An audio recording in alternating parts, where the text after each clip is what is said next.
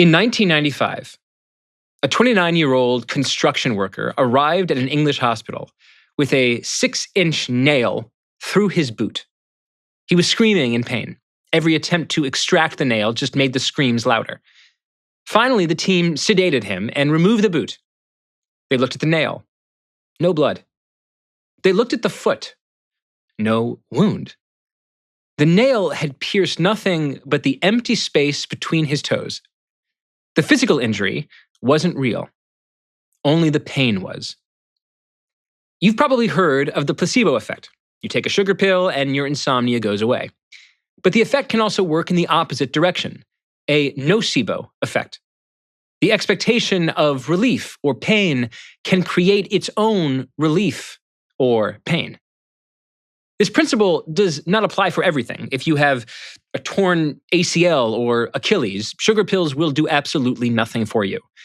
But if you're suffering from an illness with a psychological layer, pain, insomnia, depression, anxiety, expectation itself can be its own medicine. The science podcaster Shankar Vedantam wrote this in the Washington Post several decades ago. Quote, after thousands of studies, hundreds of millions of prescriptions, and tens of billions of dollars in sales, two things are certain about pills that treat depression. One, antidepressants like Prozac work. And two, so do sugar pills. Placebo effects fascinate me because they seem to touch on some really profound truths about life. We do not live in the world as it, quote unquote, is. We live in the world as we expect it to be. We often see the world just as we expect it to look. The psychologist William James once wrote that, quote, faith in a fact can help create the fact. In medicine, faith in recovery can create the fact of recovery. This is exactly what we call a placebo effect. But we see this all the time in ordinary life too. Confident people are sometimes more successful, and it's not because confidence increases their IQ, but rather because it increases something else. Motivation, the ability to weather failure, the number of opportunities undertaken.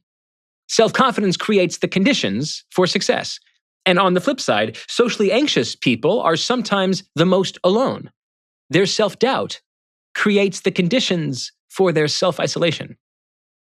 The point here isn't as simple as just believe in yourself and great things will inevitably follow. I think that would be pablum. It's nonsense. What I really mean here is something more like we are always living in a world partly created by our beliefs, even when we don't recognize exactly what those beliefs are. And a part of seeing reality clearly and living life well is actually stopping to think hard about what assumptions have I made about the world that shapes the way I see it. Today's guest is Nir Eyal, the best-selling author of a new book, Beyond Belief, on the research behind how our beliefs shape our life. We talk about placebos, nocebos, self-confidence, doubt, but we start with belief in the realm of religion by discussing an idea that I first read in Nir's work. In keeping with the power of belief, there's all sorts of evidence that prayer has psychological benefits, even in the absence of deep religious faith. And so we begin our discussion of this enormous subject with a very specific question. Can you believe in prayer without believing in God? I'm Derek Thompson. This is Plain English.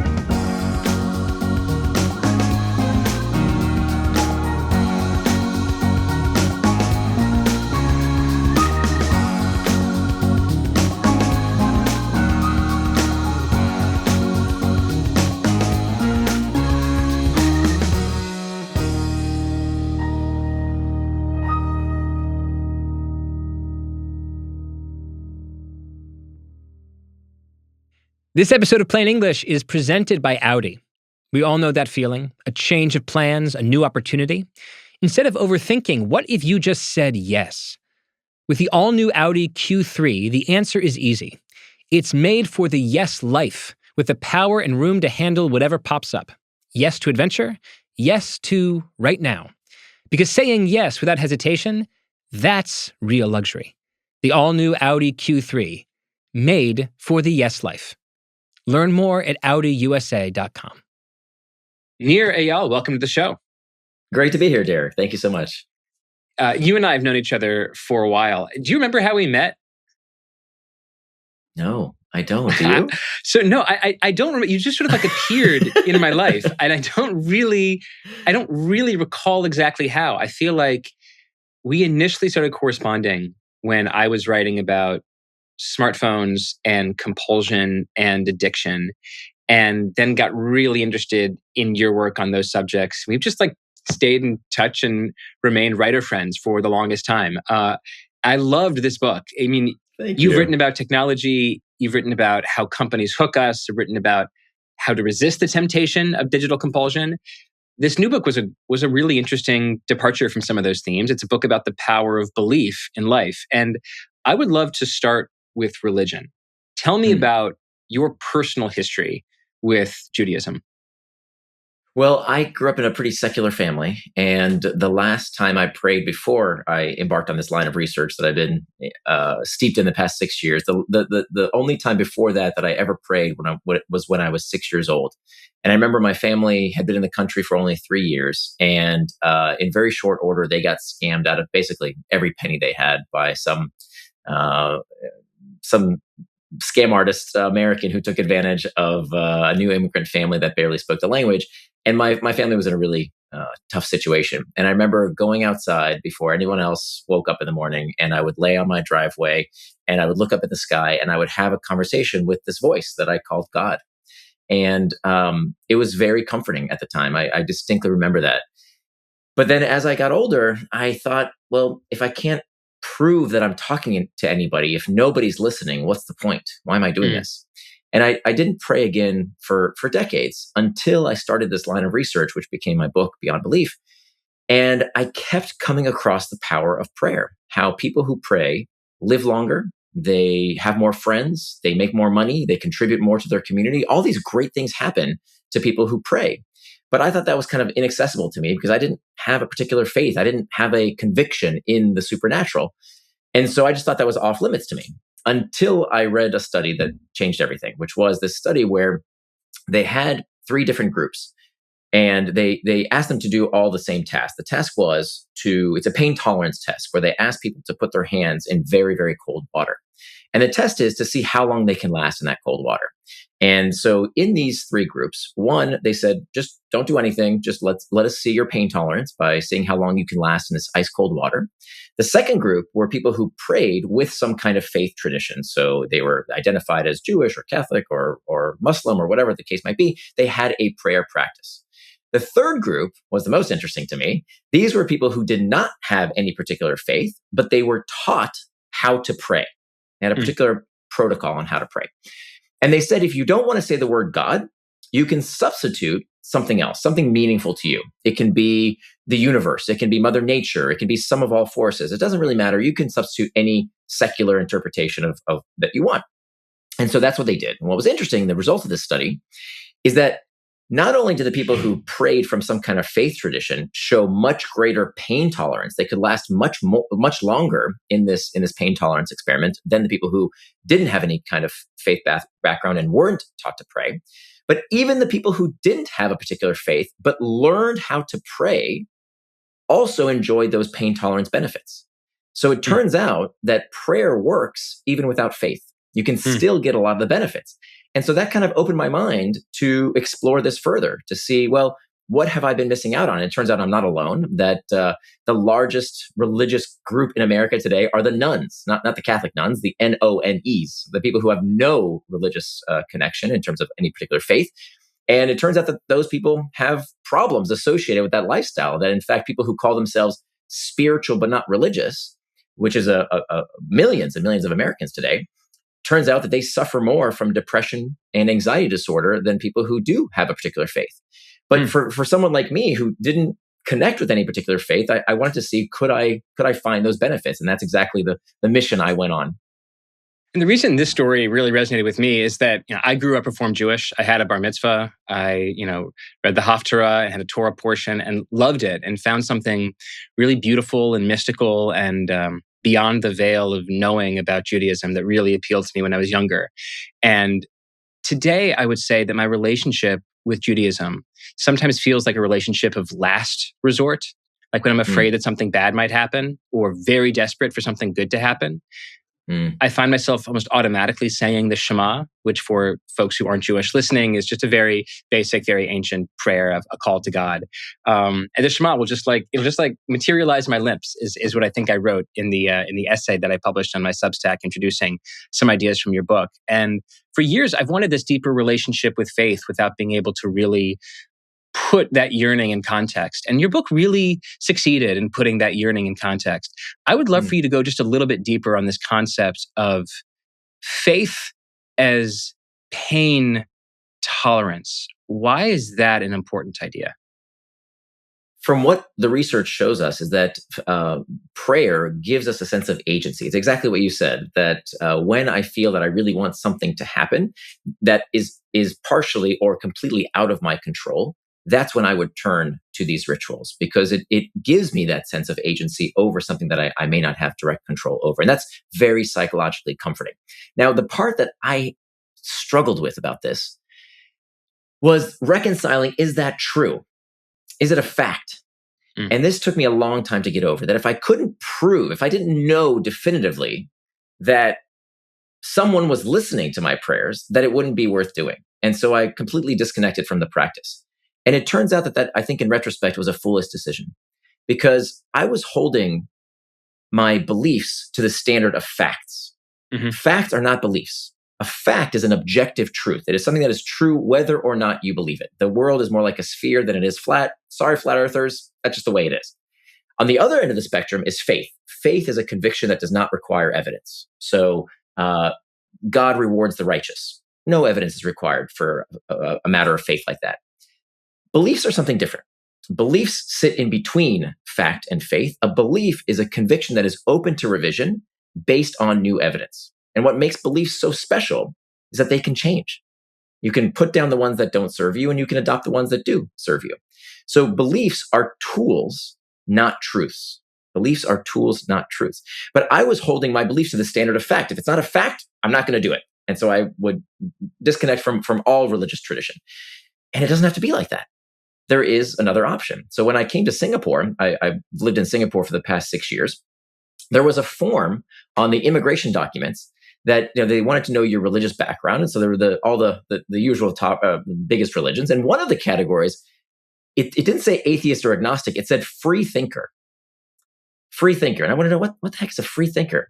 It turns out that a free thinker can be from other faith traditions. You can be a free-thinking Christian or a free-thinking Muslim or a free-thinking Jew. You can a free-thinking Buddhist. You can be a free thinker, anything. It's someone who doesn't hold that their convictions are necessary, that beliefs have that standard of fact or faith, that you're simply practicing as a tool. And I think that really expanded the opportunities that I've had to participate in ritual in a way that has greatly benefited me, because I no longer am debating people on the existence of God anymore. Like, I don't need to debate that anymore. I stopped caring whether I'm going to prove any particular faith correct or whether there is something supernatural at all. I've stopped caring. Rather, the standard is, does this improve my life? Does it give me peace? Does it make me a better person? That's what I'm looking for. This idea that beliefs are tools, not truths, is one that I'm personally split on. And what I want to do is first ask a question that leans into this thesis, and then maybe ask a question that pushes against it.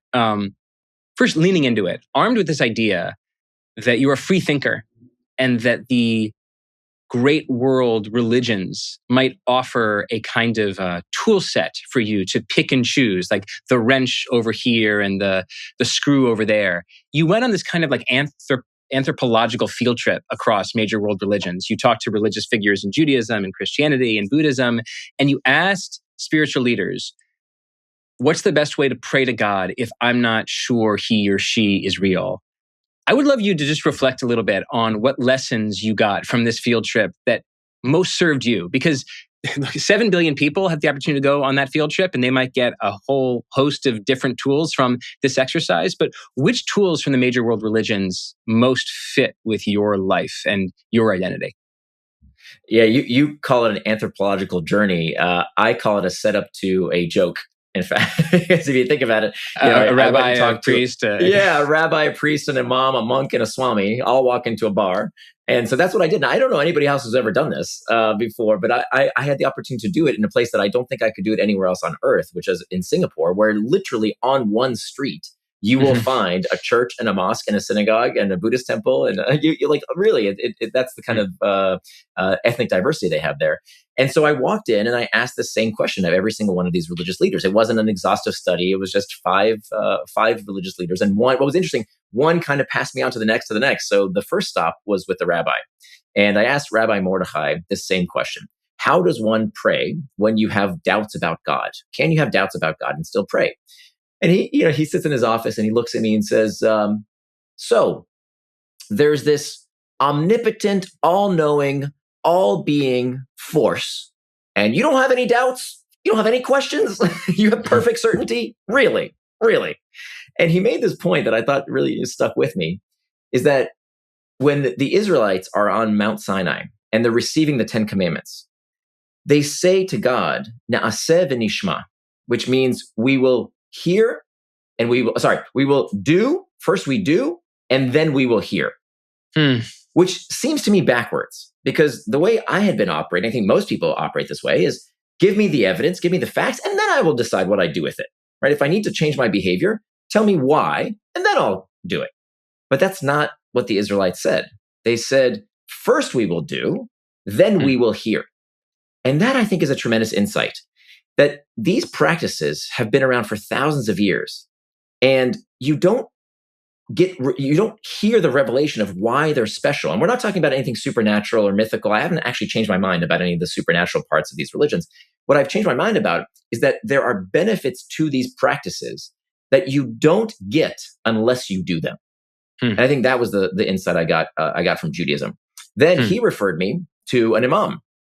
And when I met with imam, it was interesting. I asked him the same question, and he was very gracious. In fact, it's amazing. When I came there, he had a kosher meal for me, even though I don't keep kosher, but he knew I was my background is Jewish, and so he had a kosher meal, even though I don't. He was incredibly hospitable. The entire family was there. It was amazing, and we all ate together. And I asked him the same question of, how does one pray if you have uncertainty about God? And I have to admit, he didn't exactly get the question. He said, well, you must have been raised improperly, that your parents didn't teach you about God properly. I said, no, but what if you have doubts? And so it didn't register for him. So I kind of moved on. And what I learned from the imam was also applicable to anyone, whether you have a faith in the supernatural or not, is that he said, look, Islam is a simple religion.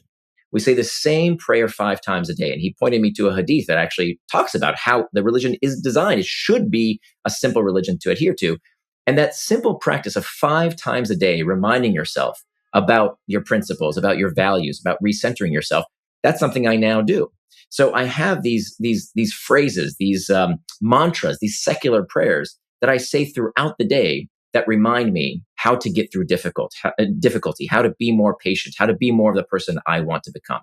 So that's what I took from Islam. Then I went to visit the Swami. And the Swami told me about how we should not think of God as a cosmic slot machine, giving us things, giving us money, giving us health, giving us things that we want, but rather as using prayer as a way to look inside yourself, as a way to problem solve. And it turns out that there's quite a bit of literature around how the power of prayer is a time for reflection to solve problems, that in a conversation with God, what we should be doing is reflecting on not fix this for me and take care of that for me, but rather, how can I rise to the challenge? What skills do I need? What do I need to have happen in myself in order to overcome my obstacles? To think of something bigger than just gimme, gimme, gimme. And then I went to the Catholic priest, and the father told me about the power of community. And he said, people come into the parish and they ask for different things. They ask for prayers to be answered. And what they don't oftentimes realize is that it doesn't come in the form of a packaged gift to get your prayers answered. It comes oftentimes in the people around you. That if you're looking for love, well, the person in the pew down the pew could be that person who could connect you with someone who you might fall in love with. If you're looking for, a challenge you're facing in business, well, there might be someone in the community who can help you solve that problem. And so maybe that's how God answers prayers, is through community. which is something that I think today, many of those nuns, those secular people who don't have any kind of affiliation, we are starving for. And so I think that really stuck with me. And then the Buddhist monk taught me about how in Buddhism, we disconnect the pain from suffering. And this actually has very deep backing in terms of the neuroscience literature around how those are two separate things. But I think I kind of grew up, I think most people think that pain is also always suffering. That anytime I'm in pain, that means I must suffer. And that's not necessarily the case. That in Buddhism, they in fact have practices to teach them how to overcome that pain, to see the pain as transient so they don't necessarily have to suffer. So those were 5 lessons I took away. Now, no one religion has a monopoly on any of those principles. You see themes throughout. But I thought, no matter what your religious background or whether you have no religious background, this is how we can start to adopt these practices and have that prayer in our life that gives us all these psychological benefits, whether or not we are holding ourselves to some kind of adherence to a supernatural power. I don't think I can give proper summary to that answer. And maybe it's an answer that doesn't deserve to be summarized because the truths are that deep and that complex. But one idea that I hear all of those teachings pushing against is the idea that the way to go through life is as an alone individual who wallows in or sits in their pain. Like all of these ideas are about seeking community. They're about seeking answers, even to potentially unanswerable problems. And they also ask us to enter into a relationship with the unknown in a way that embiggens us in a way that makes us feel less alone and less in pain. And I think those are all beautiful concepts. One interpretation of what you're doing and control. here. I would add the control one is thing really of important. Giving us the promise of control, even without certainty that control is achievable, right? And that's where faith comes in. That's right. One interpretation of what you're doing here is that it's very practical and very wise. You were saying, or I would recapitulate what you're saying, is that people today are surrounded by all sorts of ideas about how to live. But there's something profoundly, almost Darwinianly true about the success of ancient religions. Like the fact that they survived this long must be evidence of some extraordinary fit, so to speak, with human psychology and human nature. And in that spirit, I profoundly applaud the exercise. And then there's another creeping sense that I have, and I would just love you to respond to this, that your exercise asks us to use religion as a tool, as almost like a productivity hack. And true faith, true prayer maybe, can't be treated as a productivity hack, possibly. Like I wonder whether any of these religious leaders bristled at the idea that their profound and even ineffable relationship with the divine was being harvested, so to speak, to serve as a productivity hack for someone who didn't necessarily share their deep faith. Like, did you find in these conversations a tension between mode 1 of using religion as a manual for well-being and happiness and productivity, and mode 2, which is falling into religion, almost as if one falls into a pool, a relationship with something that just surrounds them, even if it doesn't guarantee some kind of increase in hour-to-hour productivity or well-being or happiness? Is there a tension between these two modes of using prayer and religion? That's what I expected. I expected to get pushback and say from these religious leaders, and they would tell me, "How dare you? Right? How could you possibly not have complete and utter faith in my version of the divine?" Derek, that is not what happened. They welcomed me with open arms. And I think what was happening is that I had a belief that in order to participate, I had to have faith that was equal to what is written in their holy texts. I had to have blind faith. But that's not what I felt at all. Every single faith I visited, every religious leader was incredibly welcoming. I had limited myself. I had this limiting belief that I'm not welcome unless I can just declare utter faith in everything. And I think that is causing this crisis in America in particular of people leaving religion despite its myriad benefits. That I think there are two parties here that I think for us, for people who have trouble buying a faith with blind faith, that buying everything, every miracle, that we have to, it really defies logic, but we have to believe and without even questioning, that's too high of a bar. And so what we need is what I call constructive interpretation. That when I hear something, when I go into a religious institution, I hear something that, that's really hard for me to square, that miracle really had to happen exactly as it's written. It's okay. I don't have to have that bar of it being a fact. It just has to be a belief. And the bar for a belief is that it has to be a tool that serves me, that makes me better, that helps me serve others better. It doesn't have to be a fact because a belief is a tool, not a truth. So I've changed that into this constructive interpretation. I think on the other side is that I think it behooves religious institutions to not have this purity test. Nobody asks the Pope daily, do you really have faith in everything that you're preaching? No, we don't ask. And so I don't think religious institutions should ask either. We don't need this purity test. And if religious institutions want to stop bleeding members, which we know is happening, that churches are closing, and that religious institutions are losing members. If they want to welcome more people in, they have to not give that message that you need blind faith in order to participate. And I think actually that's a myth. I think I was wrong about that many religions, not all of them, but many institutions do welcome people, even if they have doubts. That in fact, I think part of the reason I didn't feel that backlash that you described of, how dare you productivity hack this without utter faith, is because many of these religious leaders also struggle without having perfect faith. In fact, almost all of them told me that having doubts is part of the religion, that it increases your adherence. It makes you more thankful of the religion because you get all these benefits without having to, let go of logic and what makes practical sense. And I think, in summary, most of our problems in the world today, whether it's personal problems, interpersonal problems, geopolitical problems, come from the unfortunate coincidence that far too many people take their faith as a fact, and they don't understand that what they hold as facts are nothing more than beliefs. And so if we can examine the difference between these three types of convictions, I think we would all be a lot better for it. I wanted to get into this book through the personal, but at this point we have some ideas on the table, which the power of belief, this beautiful idea coming from that line in the Bible about the Jews in Mount Sinai, where action precedes comprehension. One does and then one hears. Lovely idea. Very true, I think, for athletes, for people with generalized anxiety disorder, that sometimes you don't need perfect self-confidence before acting. In fact, sometimes it is the action itself that creates the self-confidence. Lovely ideas. I think this is a good space to broaden the conversation to really get at your thesis.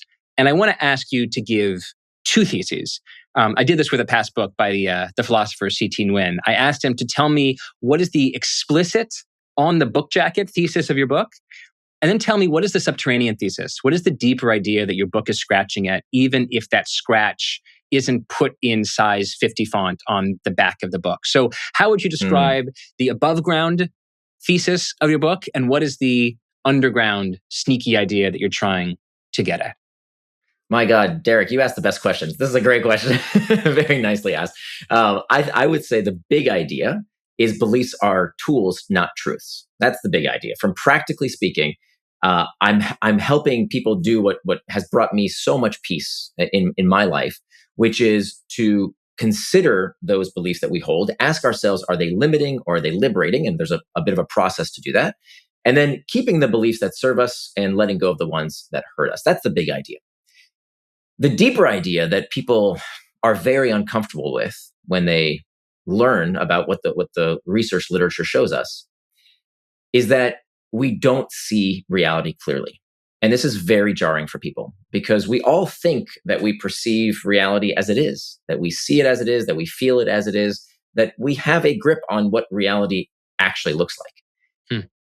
And the truth is that's just not the case. That the brain can't see reality as it is because it's incapable, that we don't see reality. We predict reality. Why? Because right now your brain is absorbing 11 million bits of information. Your brain is taking in 11 million bits. That's the equivalent of reading War and Peace every second, twice. The light entering your eyes, the sound of my voice in your ears, the ambient temperature of the room, 11 million bits of information. However, your conscious attention can only process 50 bits of information. That's the equivalent of one sentence per second. So that means that you are only consciously aware of 0.000045% of reality entering your brain. How does the brain filter this out? How does it make sense of reality when there's just too much information to process? Well, it predicts reality. We all live in a simulation inside our own minds.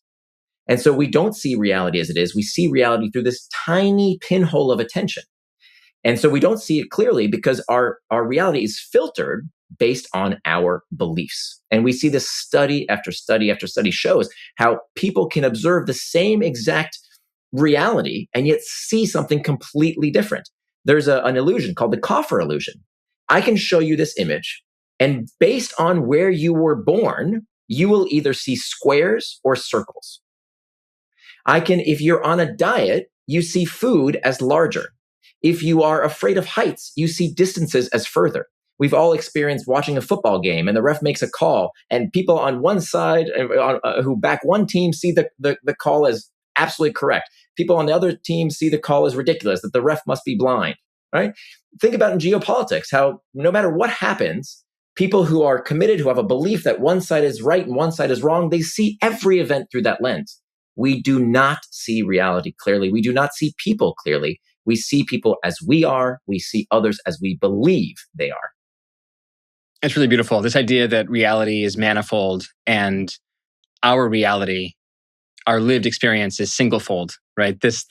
I'll never forget that idea from your book, that every moment presents a war and peace amount of gigabytes of information for our eyes and our ears and our smell to behold. And every moment we are getting one sentence of the book that's reality. It's a lovely idea that I think, taken seriously,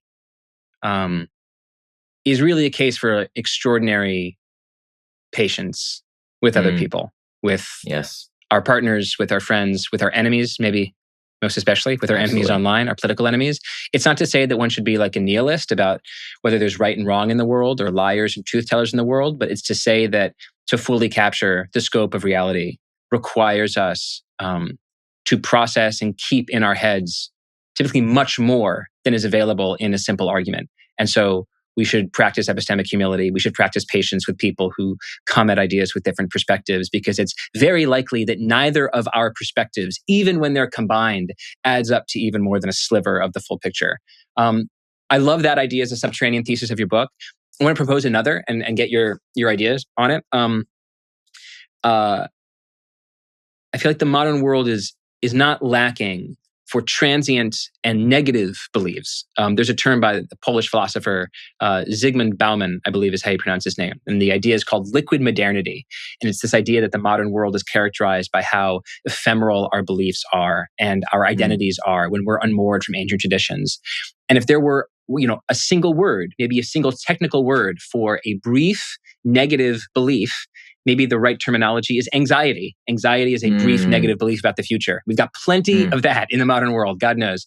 What we're lacking, I think, and this might be directly related to the decline of religion, is durable, positive beliefs about ourselves and our future, right? How to cultivate not just habits, not just hacks, but durable, positive beliefs about ourselves and the world. And I wonder how that concept sits with you as something you were trying to scratch at. This is exactly the intellectual habit that changed my life. It turns out that so much of our suffering is self-perpetuated, that we build these intellectual cages of suffering of our own device. And so whether it's personal problems, interpersonal problems, national geopolitical problems, they all have the same source, that we are creating our suffering. It doesn't necessarily mean that we need to accept things as they are. It doesn't mean we have to agree with everyone. It's that we want to reduce our suffering. I think that's the idea here. And frankly, increase our motivation to continue to participate. Maybe I can, a lot of this is highfalutin neuroscience and psychology, but maybe it's useful if I tell a quick story of how this changed my life. Would that be all right? Sure, great, do it. Yeah. So this is a very personal story. It's always hard to tell, but I think it's illustrative because a lot of people have similar issues. But this is what happened with my mom a few years ago. So a few years ago, my mom had her 74th birthday, and I wanted to do something very nice for her. And so I wanted to buy her some flowers. The problem was that she was in Central Florida, where I grew up, and I was in Singapore, where I was living at the time. And I went through a lot of trouble to try and get her those flowers. I had to find the florist with the best reviews in town, and I had to call them up and make sure they would deliver on time, that they wouldn't melt in the Florida heat, and that wouldn't spoil. And so I went to bed at night at like 1 a.m, and I went to bed and I said, you know what, Nir, you put in some good effort, and she's going to love the flowers, and you're a good son. Good job. That's not what happened. I called her up the next day and I said, hey, Mom, happy birthday. Did you get the flowers I sent? To which she says, yes, I did. Thank you. But just so you know, the flowers that you sent were half dead, and I wouldn't order from that florist again. To which I blurted out something like, well, that's the last time I buy you flowers. And Derek, that went over just about as well as you'd expect. Not so good. Now, my wife, Julie, was on the call as well. So she heard this, and she turns to me after the call and she says, Nir, do you want to do a turnaround on this? To which I said, no, I do not want to do your touchy-feely hocus pocus mumbo jumbo. I need to vent. That's what we're told to do. That when someone disagrees with us, when someone hurts our feelings, when someone is judging us in a way that we don't appreciate, we need to speak our truth. We need to tell them what we think. We need to get it off our chest. And it turns out at that point, I knew enough about what the research says about venting, that venting is terrible, that venting does nothing but solidify this effigy of the person. We don't see people. We see our beliefs about people. So venting does nothing but reinforce. She always does that. That's so like her. There she goes again. So I had enough sense not to vent. And instead, I did what's called a turnaround. Now, a turnaround, this is a technique that comes from what's called inquiry-based stress reduction. It's a technique that was developed by Byron Katie, but actually its roots go back 2,000 years all the way back to Aristotle. And what this technique does is that it uses a few questions to help us see things from a different belief perspective. We're not changing our minds because the brain hates changing our minds. It's incredibly uncomfortable. The brain always wants to retreat into it's done before, into passivity, into what's kept it safe. So it's not trying to change your mind. It's not trying to change your beliefs. It's trying to collect a portfolio of perspectives. And so I'm telling you what happened with my mom, but you can literally do this with any of your limiting beliefs. Whatever's causing you suffering in your life, you can do the same practice. So the first question is to ask yourself, is your belief true? My belief was, my mother is too judgmental and hard to please. Okay. So question number one sounds absolutely ridiculous. Nobody likes the first question when they first hear it. Yeah, I just told you, Derek, come on. You agree with me, right? My mom was too judgmental and hard to please. Very obvious, right? What a dumb question. Let's go on to the second question. Is it absolutely true? Now, it sounds like the first question, but there's a little twist in it. Is it absolutely true? 100% of the time, there are no exceptions. That must be the only possible interpretation. Well, I didn't have perfect certainty. It wasn't a fact. It was a belief. Right? So there maybe, I don't know what the other reason might be, but maybe there's another alternative explanation to how my mom was behaving. Maybe she wasn't being judgmental and hard to please. Third question, who am I when I hold on to that belief? So when I believe my mother is too judgmental and hard to please, I'm short-tempered. I become this 13-year-old version of myself. I'm not really very nice. Okay, fourth question, who would I be without that belief? If I had a magic wand and I could somehow extinguish that belief, I could make it just disappear. How would I feel? Who would I be? Well, if I didn't believe that my mother was too judgmental and hard to please, I'd be more patient. I'd feel lighter. I'd be more myself. Sounds great. So in just a few questions, I determined that this thing that I thought was a fact was not a fact. It's just a belief, that it wasn't really serving me, and that I might be way better off without it. Okay? So now it's time for the turnaround. Now, how do you do a turnaround? You ask yourself to consider whether the exact opposite of what you believe could also be true.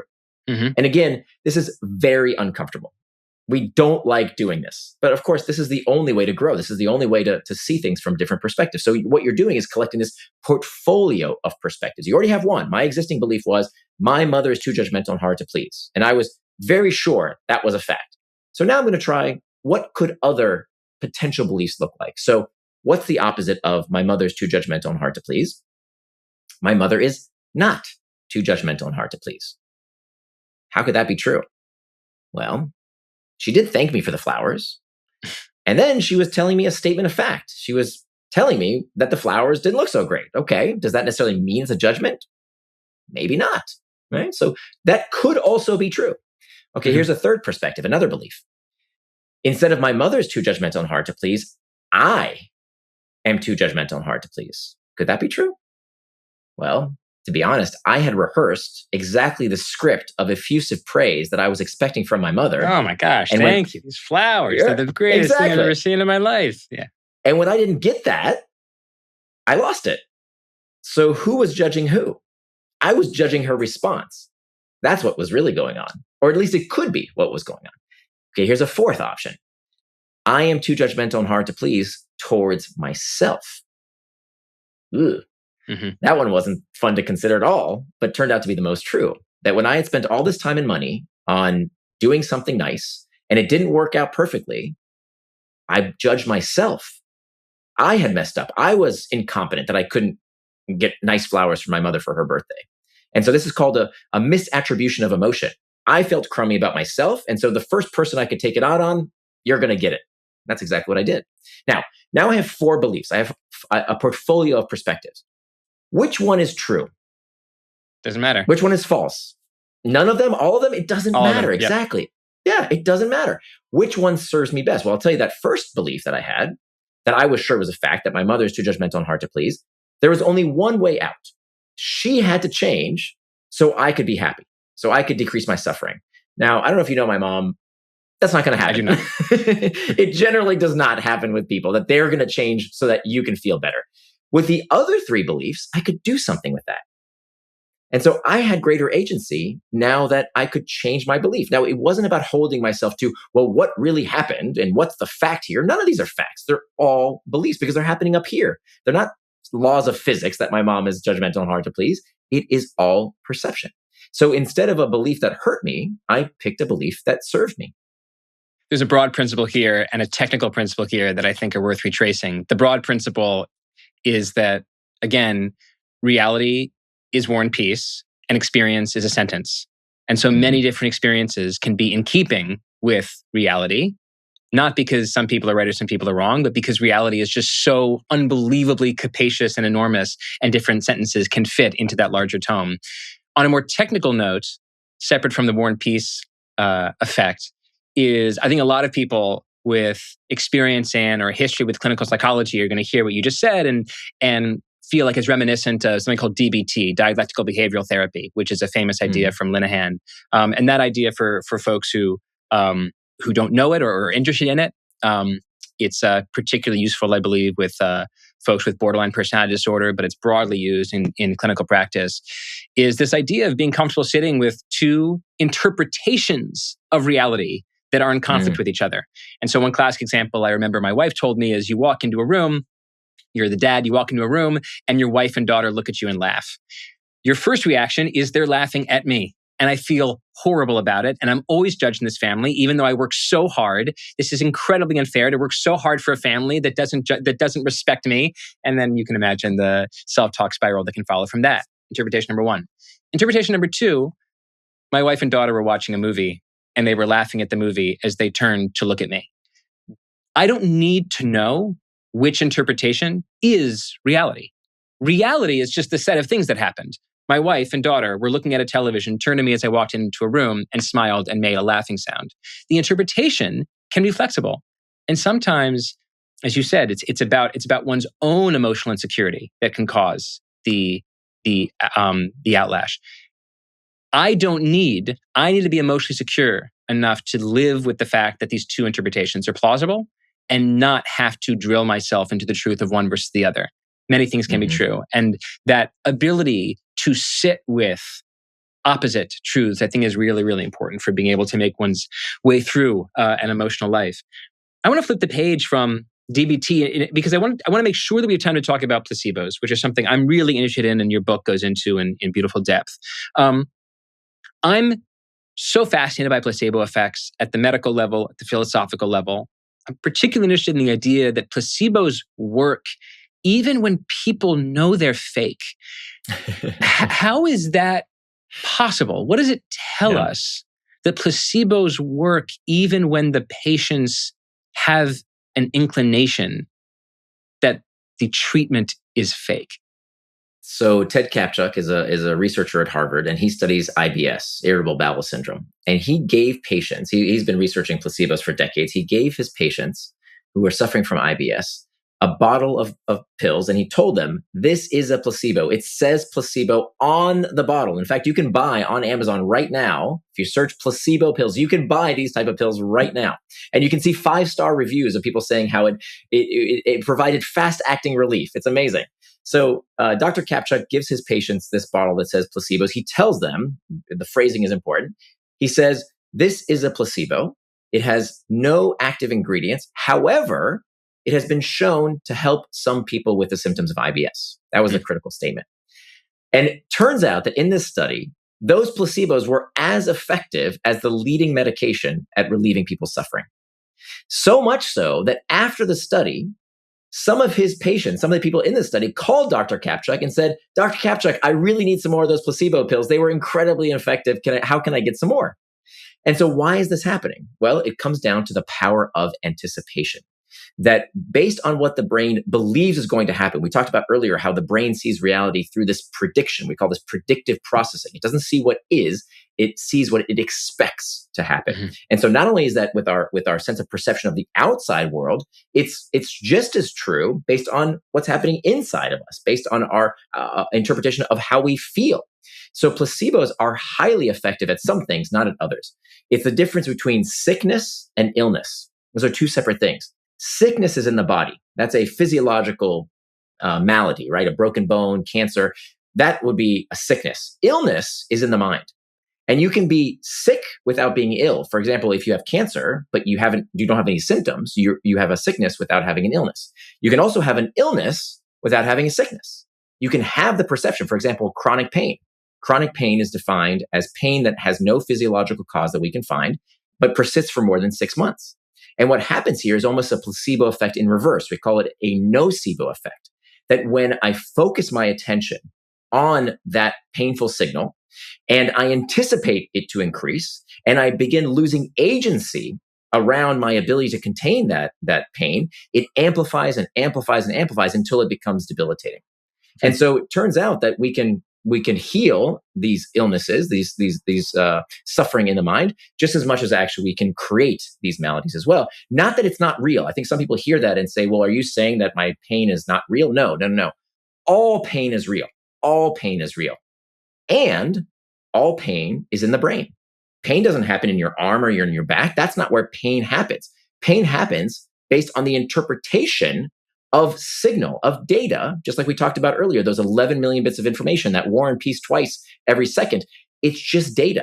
It's just information. Now, your brain's interpretation of that data is in fact what creates suffering. So this has massive implications. If you think about not only to medical science, we know that about 80% of healthcare spending is not spent on sickness. It's spent on illness. It's spent on curing the symptoms of those maladies. So one is that we way underutilize, I think, the placebo effect today, that we should all be using placebos in one way or the other. And many of us do. I think we should do more of that. And also when it comes to our everyday pain points. Right? This project is too difficult. This relationship is awful. I can't do this. Exercise is hard. I'm too late. There's no time. All of these limiting beliefs, they give us this temporary satisfaction, but create long-term suffering. And they decrease our motivation to persist long enough to fix the actual problem. And so it all comes back to pain management. Yeah, what are the limiting factors on the power of placebo? Because I can imagine those limiting factors working in at least two directions. One is that, and I believe you were just starting to circle this, placebos have been found to be effective when there's an interplay between expectation, especially expectation of pain, and physical sensation. But nobody claims that there's a placebo that can fix a torn ACL or pancreatic cancer or these things that you in your definition call sickness as opposed to illness. I don't know that I would use the same distinction, but I definitely take that there is a distinction. So I'm interested in your understanding from the literature of the limiting factor in terms of where placebo has been found to work versus never work. And then the second thing I'd love you to clarify is, obviously, there are people with chronic pain who have been given placebos who still have chronic pain. There's people with IBS who have been given placebos or even, drugs that pass phase 3 clinical trials that still have IBS or chronic pain. Do you have a sense of the limiting factor in terms of where placebos work versus don't work, and whom they seem to work for versus not for? Yeah. So placebos are not effective for healing sickness. They don't cure cancer. They don't fix a broken arm. That's not how placebos work.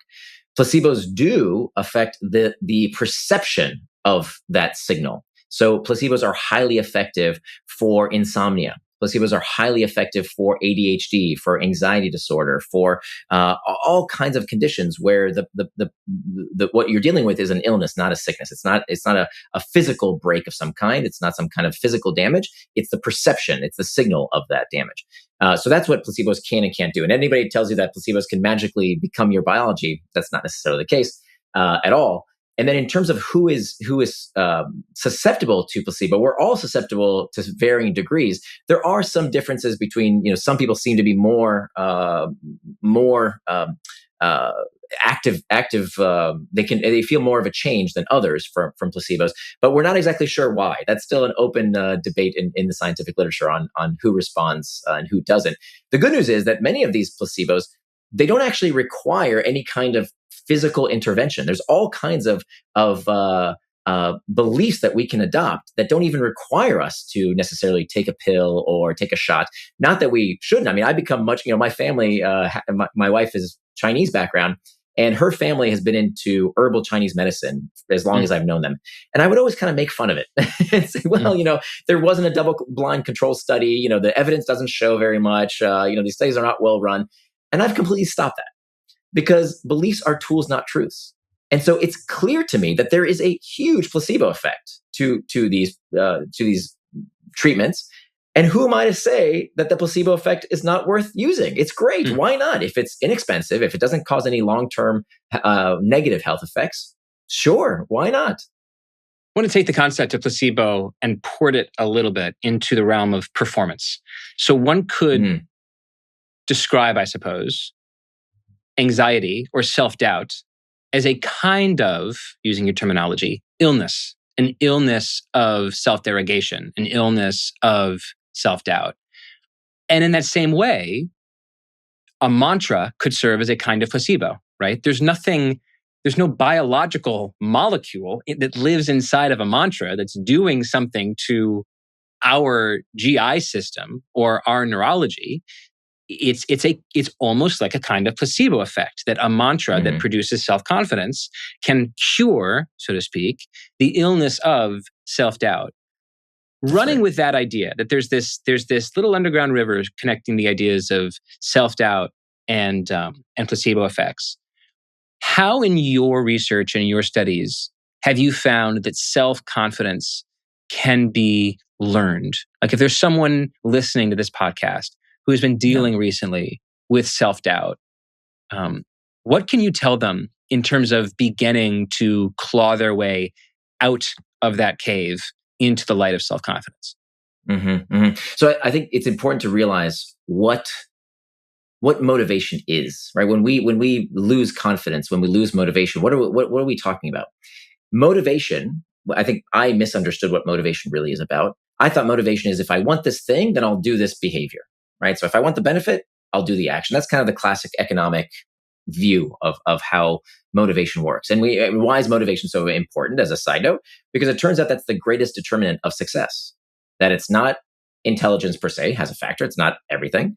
It's not necessarily even resources. I mean, of course, has an effect, but that's not the defining trait. It's not skills per se, because skills can be learned. It's persistence. That's really what it is that successful people are losers. What do I mean by that? They lose more, that they lose more often. If you talk to successful people, they'll tell you all the times that they failed. Whereas the unsuccessful people, the people who didn't meet their goals, are the people who said, yeah, I tried, it didn't work. And they never try again. So persistence is the key factor. In order to persist, we need motivation. And so how do we persist? How do we unlock what's in us? Maybe I can share, I think, a study that really illustrates the point. the study that Kurt Richter did in the 1950s. And Kurt Richter had a very simple brutal study for folks out there who have a warm spot for little rodents. Maybe fast forward for the next 90 seconds to get beyond their suffering. But yeah, continue with the Richter study. But the rats in the study are dead already, so we should just learn from them. So it's not, you can't do this kind of study anymore. But it's worth noting because I think it really reveals something about how the mind works. So 1950s, Kurt Richter has a very simple question: how long can a rat swim in water? So he takes a rat, puts him in a cylinder of water, and he stands there with a stopwatch and counts down how long the rat can survive swimming in the cylinder of water. Turns out 15 minutes. At about 15 minutes, the rat doesn't seem exhausted. The rat just kind of gives up and sinks under the water and dies. Now he has another question. Can he increase how long the rat is swimming for? So he takes another group of wild rats. He puts a rat in one of these cylinders. At the 15-minute mark, when the rat is starting to struggle, he reaches in, takes out the rat, dries it off, lets it catch its breath, and then plunk back inside the cylinder it goes. And this time he wants to see how much longer the rat can swim for. And he does this a few times, this intervention. And when you read the book already, so you know the end result of the study, but when I ask most people, hey, how much longer do you think the rat could swim for? They say, oh, maybe double. Maybe it went from 15 minutes to 30 minutes. Or some people say, no, maybe it went from 15 minutes to 60 minutes, which would be amazing. That would be remarkable if you had some kind of intervention that could increase your motivation, increase your persistence 4 times longer. That would be amazing, right? Running a marathon for 4 times longer or sticking with that project 4 times longer. That's life-changing. But that's not what happened. What happened was that the rats didn't swim for 60 minutes. They swam for 60 hours.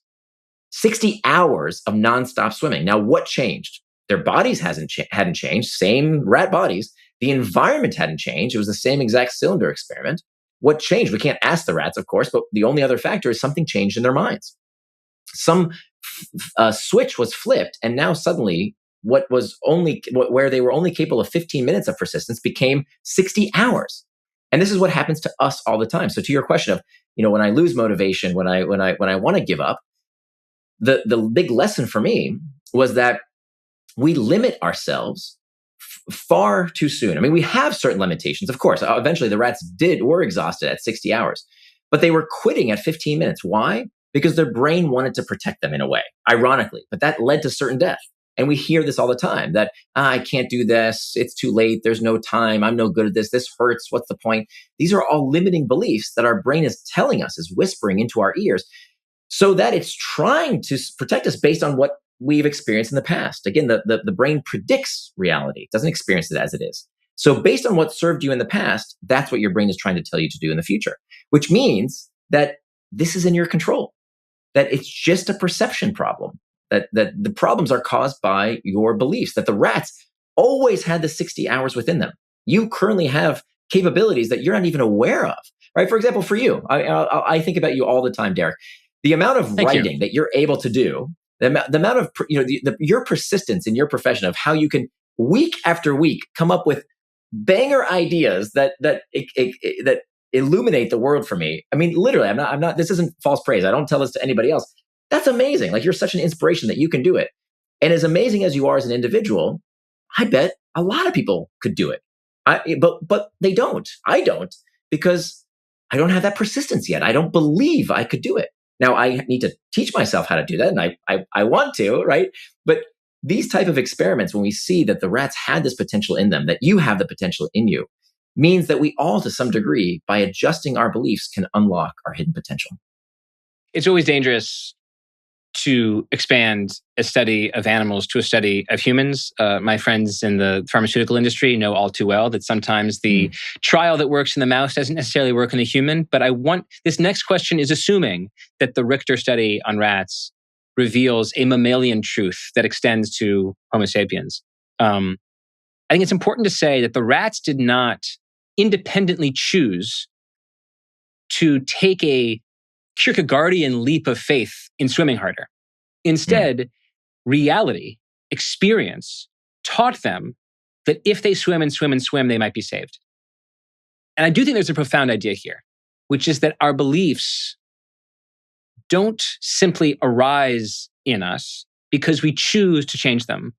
Our beliefs, in many cases, are shaped by our experience of the world and by our experience of other people's beliefs, right?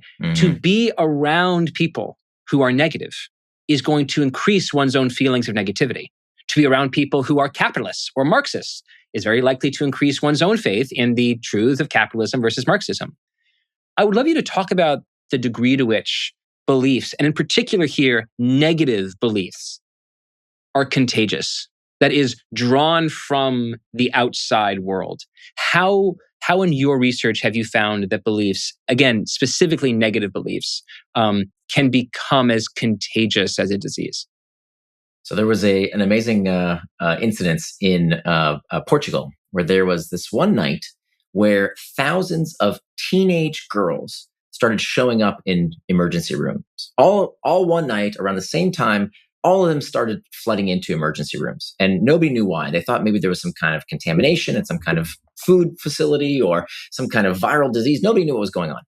Turns out that these girls had watched a teen soap opera where there was a character on the show who came down with some kind of stomach illness. And it was this kind of mass hysteria that occurred. And we see this all the time, that every few years, there's some kind of mass hysteria where people become infected with these thoughts that become their biology in some way, that it feels physically true. Now, if that can happen physiologically, if we can create these symptoms in our bodies that take people to the hospital, it absolutely happens in culture as well. I see this when I travel all over the world, that you find that some cultures have what's called a tall poppy syndrome, where they perpetuate this idea that don't get too big for your britches. I see this a lot. Don't stand out too much. Don't try too hard. You're just going to fail. You're going to embarrass us. Whereas in other cultures, I think particularly one thing we do amazingly well in America is that we not only celebrate success, we also celebrate failure. That when I lived in Silicon Valley and I had a startup that didn't work, hey, I still had VCs lining up to give me more money because they said, okay, great, you've learned from that experience. That's terrific. You'll do better the next time. That would be an example of how we can have these culture-wide beliefs that perpetuate what we're able to try. I think with your work around abundance, by believing what is possible, by imagining a possible future, this is how we get it done. We can't do what we can't see, what we can't imagine. And so having those beliefs that the world could be better, that we could lead to an abundant future, it's not just about self-help tricks and tips. It really is about the future of society. Last question. There's an interesting tension between what you've just described, right? Mass hysteria or a mass movement, which is almost like what maybe Hegel would have called a Geist, right? A Zeitgeist, a feeling that permeates a culture that doesn't live at the level of the individual, but rather almost dwells at the level of mass, of group, of nation. There's an interesting distinction between that idea and the first idea we talked about, which is individual faith. And I wonder, as a last word, how you would caution people to not become like mere chips off the block of a prevailing wisdom, a prevailing belief, right? Because it seems like an important tool, an important skill that your book is trying to teach is that, yes, whether it's negativity or abundance or fear or optimism, there can be like pervasive ideas in a culture that we might individually want to resist. And so I wonder how you think about that challenge of resistance, how to retain for ourselves a set of beliefs that fit us, even when they don't seem at that moment to fit the larger culture. I think it's a terrific question. I think the answer to that is we have to fight the narrative that we don't have agency. I think we need there's a study done that was kind of became gospel in the psychology community. It was called learned helplessness. And this was a study done by Seligman and Meyer. Everybody knew the story of learned helplessness. It kind of explained why generational poverty exists, that people kind of learn over time that there's no use in trying. They kind of learn to be helpless. Unfortunately, even though this was kind of widely known and a lot of people outside the psychology community have heard about learned helplessness, what many people don't know is that that exact research a few years ago was completely overturned. not only did the researchers find that the results were flawed, but that in fact their conclusion was 180 degrees the opposite of learned helplessness. That helplessness is our default state. If you think about a baby is born completely helpless. A baby doesn't learn helpless. It is helpless when it's first born. It has to learn agency. It has to learn. As a father hope. of a 3-month-old, I can definitely testify to the degree to which 3 months old are unbelievably effing helpless. Yes. Exactly. You got it. And so I think this has profound implications because it tells us that our default state is helplessness. So that whispering voice telling us about our limitations, that culture that perpetuates do less, it's not going to work, you've got no control, the things are controlling you. This leads us to what we call an external locus of control. An external locus of control is when you believe that events happen to you based on outside circumstances, versus an internal locus of control says that things that happen to me are because I do them. Now, here's the kicker. We know that people with an internal locus of control do better in almost every conceivable metric. They make more money, they have more friends, they contribute more to the community. All the good things seem to happen to people with an internal locus of control. Now, what's really surprising is that even for the people who have every right to say that I'm downtrodden, that I'm discriminated against, that I'm at the bottom of the socioeconomic strata, all those things could be true. Even for those people, believing you have an internal locus of control still helps you do better. That's profound. Knowing that society and your default, even more important than what society tells you, of course, there's lots of interests that want to tell you that you're powerless. The media, feeds you fear because fear sells. Evolutionarily, nice things are good, bad things can kill you. So we have this negativity bias. The media doesn't tell us what we need to know. The media tells us what we're entertained by, what's enticing, what captures our attention, what scares us. That's why we keep tuning in. So being aware of our own cognitive bias, that we all have this negativity bias, that we all have this penchant for retreat into passivity, and actively fighting it wherever we see it to increase our sense of agency, to ask ourselves, what is in my control in this situation? What can I handle? And what is outside of my control? And I'm not going to worry about the stuff that I can't control. I'm going to focus on what zone of influence can I make a difference in? How can I help my family, my community, my people I see every day, versus can I help with some war that's thousands of miles away and I can't do anything about it? I want to close by returning to a question that you posed, a question about being comfortable living with multiple things being true about your experience. And that question was something like, who would I be if X was true? And this is a question that when I have a high level of control over my inner weather, I really enjoy asking myself, what would I do today? Who would I be today if I was productive? Right? Who would I be today if I was brave? Who would I be today if I was widely understood to be the greatest father on this block? Maybe if you're an athlete, who would I be? What would I be if I was the most self-confident basketball player at this school? I like this idea of play acting. Not because it's false, but in a way because it almost recognizes the deepest truth that you're grasping at, right? That reality is so big, that our potential is so big, and we sometimes are only drawing this little narrow wood in the large forest in terms of our experience. And it's fun sometimes and productive sometimes to ask oneself to play act as what if I were a self-confident person? And I guess I just want to leave people with that because I think it's a fun and incredibly simple exercise that you can just ask yourself when you're feeling enormous amounts of self-doubt. When, in my personal business, when I feel like I'm getting a ton of criticism for my work, or my work isn't catching the audience that I wish it were, or even I'm disappointed at myself on how good my questions were for a certain podcast or how good a certain podcast was. This is not a direct comment on this particular show, of course. But then I think, all right, what would I do if I had perfect self-confidence that the next podcast would be perfect? Like, what would I do in the next 5 minutes? What would I do in the next 2 days? And I find that question is useful, not because it turns me into somebody else, but just because it leads to action. And that I think is one of the most profound ideas from your book, is this idea that action precedes comprehension. If we want to understand Judaism, just go to synagogue. If you want to be a self-confident person, act as if you are. If you want to be a good person, just imagine, what would a good person do? act as if you have that kind of Aristotelian courage.